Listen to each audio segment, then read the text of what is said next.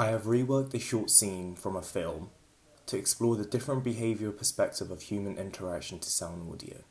As you watch this short scene, you are able to distinguish the different audio samples that were used using Scenario 1 and Scenario 2.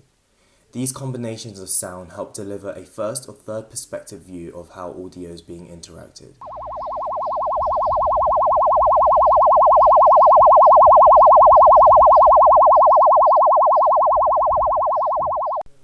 The short film that I have reworked is a modification of a scene in the film Criminal 2016. The background soundtrack audio is Cornfield Chase by Hans Zimmer from Interstellar. On top of that, I have integrated my audio recordings and samples into the short film extract and have produced a sound design for this final scenario.